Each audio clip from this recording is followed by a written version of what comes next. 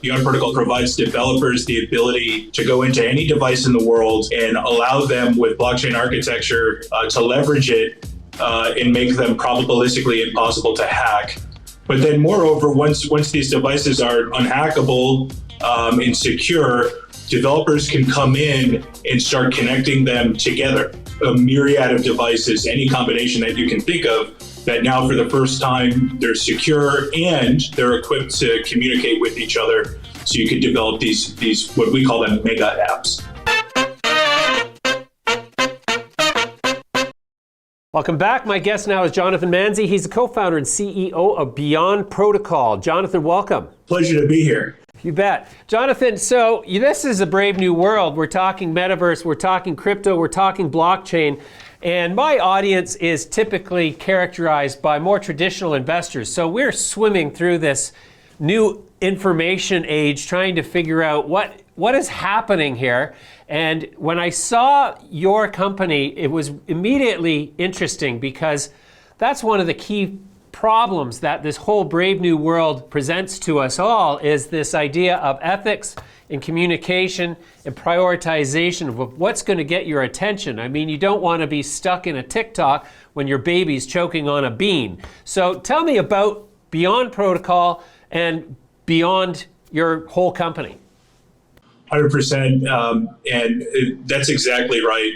Beyond Protocol is unique in its space, unique in the cryptocurrency, blockchain, Web3 space, and it, with one line of code, provides developers the ability to go into any device in the world and allow them with blockchain architecture, a big new innovation, to leverage it and make them probabilistically impossible to hack. But then moreover, once these devices are unhackable and secure, developers can come in and start connecting them together.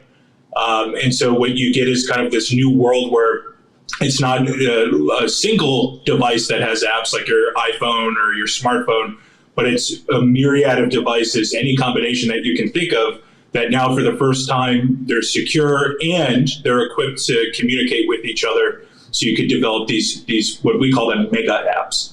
Sure. So that implies to me a great deal of cooperation among technology platforms and companies, which to date, historically, on a legacy basis, just does not exist. In fact, the opposite exists. Competing platforms, technologies, and languages try to force you into a preference towards one or the other, where certain services don't work on one platform, and if you want all these services, I mean, Apple and Google is the greatest example I think everybody can relate to. They just don't play well together. So what's the strategy for mitigating that? So you've got to go all the way to first principles. You've got to go all the way down into the device. And in our case, we go to the hardware signature, which is basically a jargony way to say your device has an iris or a fingerprint, and that is the chip that's inside of it. And what we can do is extract an ID from that, and from there, we could allow the devices to communicate with each other regardless of the cooperation of the companies. So if you look at historically what has happened in the IoT industry, you have businesses like Google and Bosch and Microsoft and Cisco try to cooperate in business consortia. And so the theory there is if you're a developer and you want to build something on devices that are Google made and then also devices that are Bosch made, well, in the consortia, they'll kind of say, all right, for this project, we'll allow you to share a common platform and you can build these things. And obviously that's super inefficient and it's causing a lot of sunk costs, like almost 99.9 sunk costs, because developers need to go to executives that are in consortia and get their consent and form partnership in order to develop. What Beyond Protocol says is take all the consortia out, take all the need to kind of get the devices to cooperate after humans kind of intervene, and just go right down to the device level, go to the first principles, make sure that you're unifying with a protocol the devices based on their ID, which I had mentioned, and from that basis allow them to communicate. With one line of code, we empower the developers to do this. So what it looks like is this protocol that powers the internet, which came out in decades before the internet as we know it rolled out from ARPA, TCP/IP, and it looks awful lot like that. But the thing is with TCP/IP, as we know, it was intended for the superhighway communication among devices, but it never contemplated identifying the devices as they get on the superhighway. And that has caused these issues now when we're in this more mature state of technology development where we say, okay, well, how do we get these devices that are on the highway to securely talk to each other? Well, we've got to identify them, and we've got to provide a protocol that allows them and the participants to easily develop things on top of. Right. So essentially then, for your protocol to function in advance of any of the routines that run on a cascading priority basis within a device, given any function that a user would have.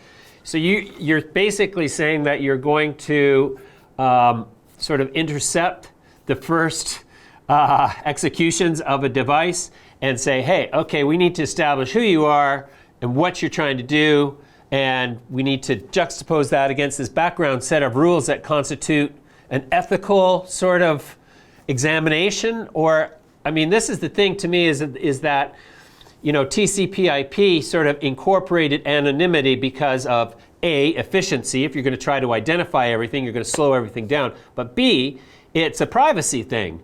And so TCP/IP wanted to be, and HTTP wanted to be open source because they don't want anybody to be able to control and therefore violate essential privacy protocols. So then what you're saying is that Beyond Protocol demands a level of trust in that protocol from all users and from all technology platform providers that is essentially going to get everybody to say, okay, you know what, this common language, this common request that's happening on the front end of all transactions is a go. We're all behind that. So do you have that level of trust? Am I barking up the right tree, or am I missing the point here? No, this is completely on point, and that's a great summary. So in order to establish this trust, I'll give a kind of example of why it's needed and then how it's applied, and I'll get into the ethics topic that you mentioned. In order to establish this trust, you could kind of look at what's going on right now when you don't have the trust. And so let's say me and you are communicating on WhatsApp. I can send you a message, it's encrypted, which means outside parties can't peer in and see what the content is. And so that's good, but the issue is, what if someone's pretending to be me and sends you a message? Outside parties can't see it, but you think it's me, so you open it up and you do as I say. And that's the common denominator in unauthorized access right now. It's someone purporting to be able to have authorization, able to have trust, and then they do something that is unintended and many times intrusive. So to prevent that, what we do is we say, okay, if you're really Jonathan sending a message, well, let's go into your hardware signature. Let's get you to sign the message, and we do that with the microchip. And then around the device that's signing the message, we put, this is where the blockchain technology comes in, validating nodes. And that's just a way to say that we have computers sitting around the device that's sending the message, and they have a record of the hardware identities of all the devices that they're assigned to track. And as I'm going to send that message to you, they'll kind of come and say, okay, he put down the hardware signature. We have a record that that's his. We vote yes, that is his. And then the next validating node goes to the next that exercise, and the next one, and the next one. So you form this mesh that makes it probabilistically impossible to spoof or to get unauthorized access. And it's the combination of these two technologies, hardware signatures, more specifically, a more esoteric part of hardware signatures is called the physical unclonable function. And that's how you get right down into the microchip and you extract the unique ID from it. And then, of course, blockchain distributed ledger technology intertwining to form this basis of trust. When it comes to the ethics part, this is when we start getting onto, all right, now we have the identity secured. What are we going to do with it? Now these cars are on the superhighway and they're identified. How are they going to interact? Are they going to travel alone, or are they going to form some coordination with each other? And in the world of blockchain technology, distributed technology, you have applications building on top in smart contract form. And so what this essentially means is there's a programmatic contract, no different than what you might get when you have a purchase agreement for a house, but every clause is going to be tied to if else or if then statement. If this condition's met, then maybe this money will automatically transfer. Sure. So in the world of Beyond Protocol, we're making these smart contracts between IoT devices. So you could think of sensors getting some information, and if they have this information, then this other device is going to send some, say it's a smoke alarm going off, and it senses smoke. This other device in this hooked up to the smart contract is going to send a drone to put out a fire. That's an example. And in this world of smart contracts and node identities, the intention of a human being becomes relevant for the first time, because in those smart contracts, you can start to program in what you deem to be ethical and allow for that, and what you deem not to be, or you deem might be the profile of a bad actor. So I'll conclude it with kind of going into a hot topic right now, and that's dystopian AI, right? We have this notion that maybe at some day we'll wake up and all the AI that we've put together will become a monster, and it'll do harm to the human race. And this is in books, and this is on talk radio. And the point is, with blockchain technology, you can provide a form of consensus for the moves that the AI makes. Let's say the AI iterates to a certain point that if it goes one more step, it could end up having some sort of ability to do something we believe is bad. Well, let's put in a structure of consensus where human ethicists, or just people in general, can kind of come in and say, all right, we don't want the computers to go that far. Before they go that far, we've got to sit down and act as those in coordination with those validating nodes and say, yes, it's okay for you to take it this step further, or no, this is where the buck stops. Sure. That's so interesting. I mean, you immediately conjure a memory of the film, the Terminator series, where, machines have taken over the world, or in a more sort of dystopian way, although what can be more dystopian than Terminator, but The Matrix. So that's super interesting. I mean, it's interesting to me that the future is here in that regard, and we're actually wrestling with these things now, which brings me to the question, so where are you at with all this? Like, how soon till these kinds of considerations are built in, till we are communicating in advance and identifying the intentions of potentially malicious actors operating malicious code, machinery, what have you? Yeah, so this sort of technology has been around for decades. People have been contemplating it, and there's been acceleration of technology to support it, and also an acceleration of the consciousness of the problem as of recent. And I think a good example of this is kind of all the buzz and hype around Web3 and around the metaverse and things like this. And so if we look at it as a corollary, our type of thing, which is embedded technology and building identity on top of devices, it needs to be at the plumbing, the foundation of all these things that we're talking about in terms of the metaverse and Web3. But moreover, there's some burning problems right now, basic burning problems in IoT that are going on, and we have use cases in which we support them that we've rolled out. And this stuff is all cutting edge, groundbreaking stuff we just released with Stripe in Europe. Believe it or not, you'll find this fascinating. In Europe, there's a fairly well-known rental car company that has deployed electric vehicles throughout the streets.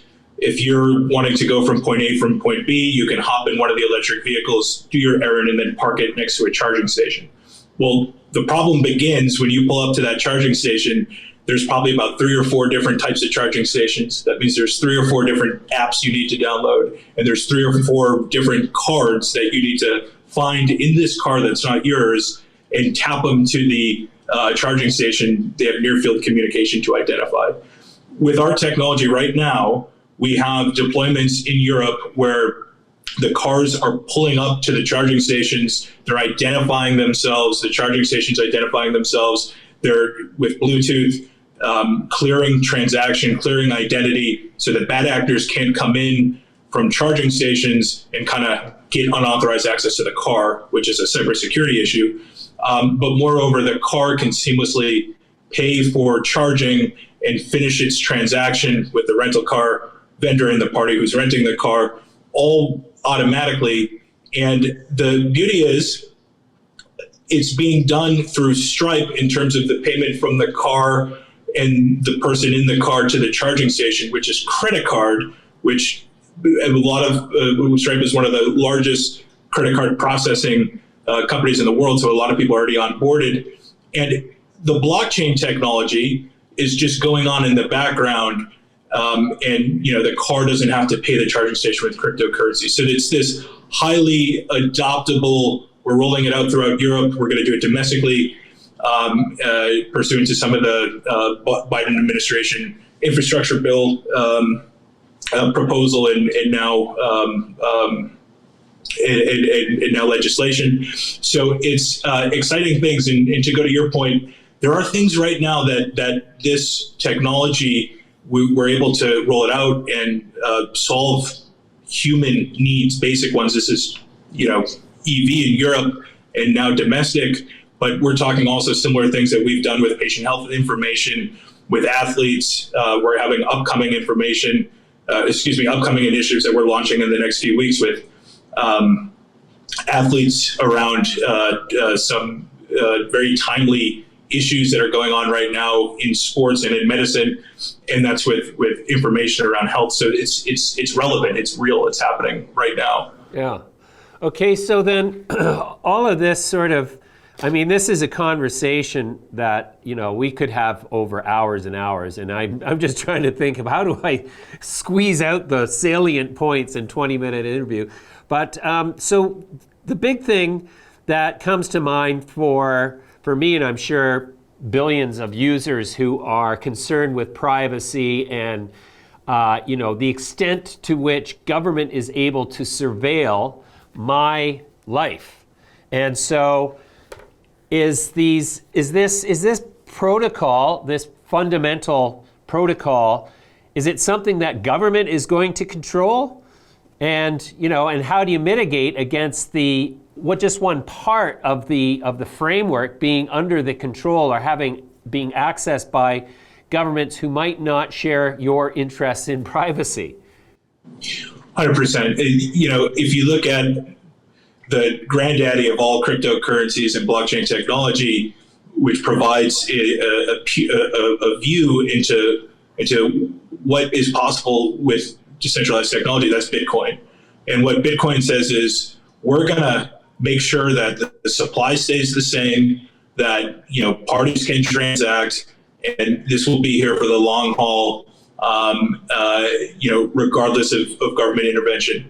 Parties who bring the Bitcoin on, they can choose to work with the government within the confines of their contracts and agreements. And I think, and that's good practice, I think, particularly with, different things that are going on there related to securities. And I think the same thing is kind of true with Beyond Protocol in that, we're a technology platform and protocol no different than TCP/IP.